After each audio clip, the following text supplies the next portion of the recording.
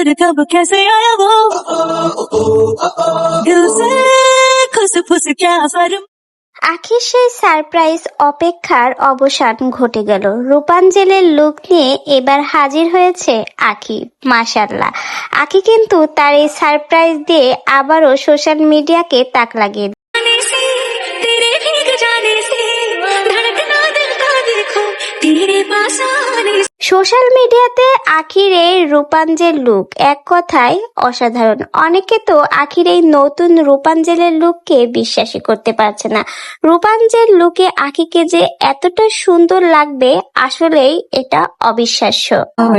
I sit for hours telling all the bluebirds the feeling cool birds. শেষমেশ সকলের অপেক্ষার অবসান ঘটে আখি তার সেই সেরা সারপ্রাইজ নিয়ে এলো, যার জন্য ছিল সকলের এতদিনের অপেক্ষা।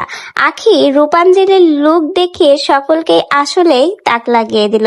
যারা এতদিন তিশার প্রশংসা করেছে তারাও যেন আখির এই সারপ্রাইজ দেখে হতভাগ। বলতেই হবে আখিকে এই রূপাঞ্জল লুকে এক কথায় অসাধারণ লাগছে। शायर की गजल ड्रीम गर्ल किसी झील का कवल ड्रीम गर्ल किसी शायर की गजल। এক কথায় স্বীকার করতেই হবে আখি আসলে একটা রূপাঞ্জেল।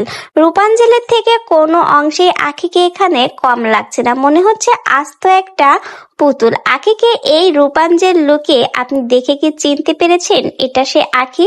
আখিকে কিন্তু এক কথায় একদম পরি লাগছে, মনে হচ্ছে কোনো ছোটখাটো একটা রূপাঞ্জেল পরি।